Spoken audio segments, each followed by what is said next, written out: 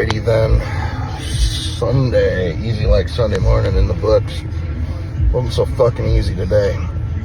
Truly wanted to do what everybody else seems to want to do and roll over on a Sunday morning and sleep a couple extra hours. Would have been real easy to do. But discipline prevails. It's been 8.5 months here. Haven't taken a single day off the gym that I've been here. That means 320 gym times. Yeah, it sucks, but it gets done and you're better for it. About all I gotta say about that.